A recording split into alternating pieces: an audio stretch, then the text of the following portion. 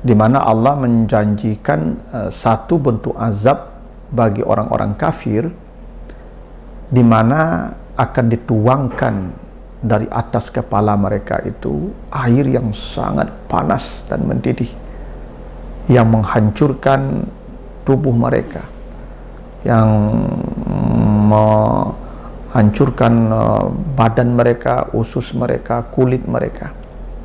Itu salah satu azab yang akan ditimpakan kepada orang-orang kafir. Mengurai rahasia Al-Quran melalui makna dan mabna.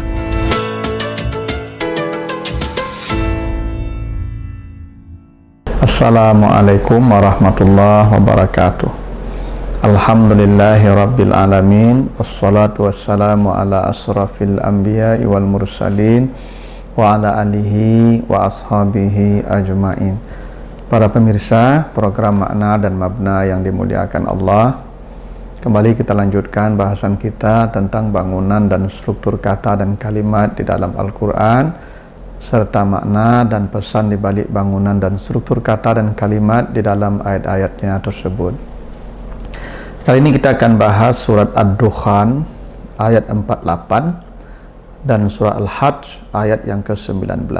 Kita baca ayatnya, surat Ad-Dukhan ya, surat 44 ayat 48. A'udzubillahi minasyaitonirrajim. Summa subbu fawqa ra'sihi min azabil hamim.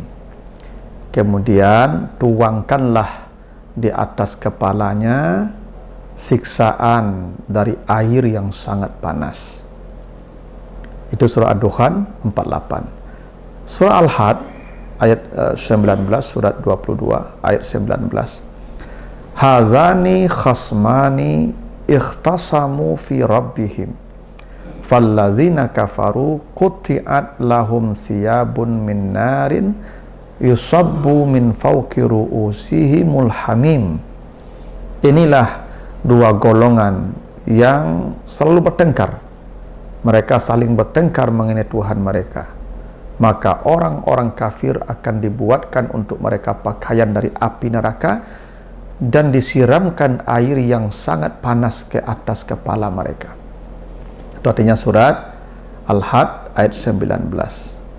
Jadi secara substansi kedua ayat ini sama, di mana Allah menjanjikan satu bentuk azab bagi orang-orang kafir, di mana akan dituangkan dari atas kepala mereka itu air yang sangat panas dan mendidih, yang menghancurkan tubuh mereka, yang menghancurkan badan mereka, usus mereka, kulit mereka.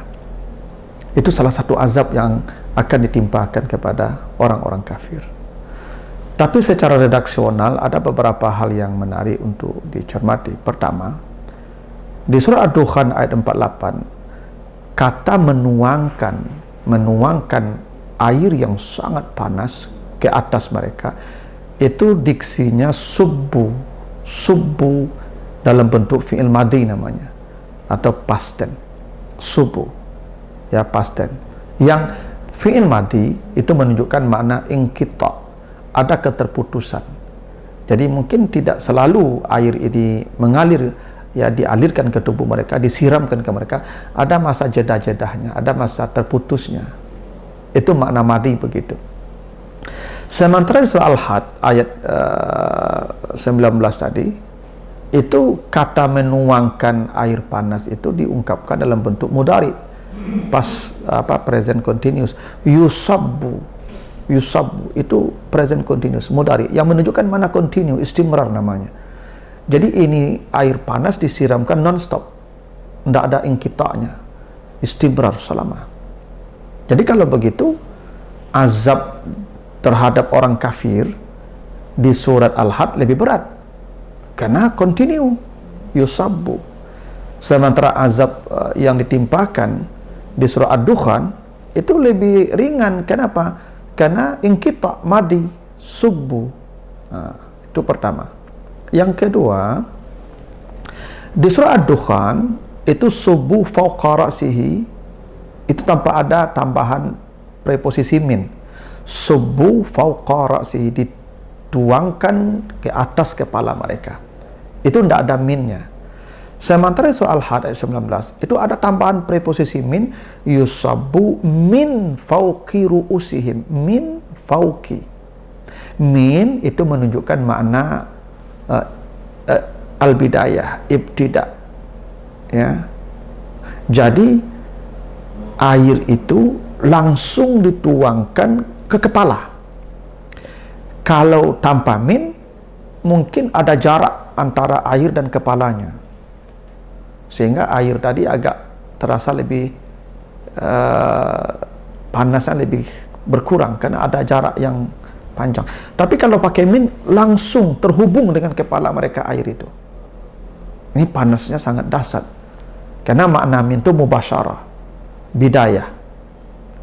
Dengan begitu, azab yang ditimpakan Allah kepada penduduk neraka di surat Al-Had lebih berat.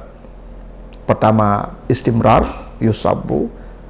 Sementara di surat Ad-Dukhan itu madi, subbu, yang maknanya ingkita, terputus. Kalau yusabbu makna istimrar, ya, continue, tanpa batas.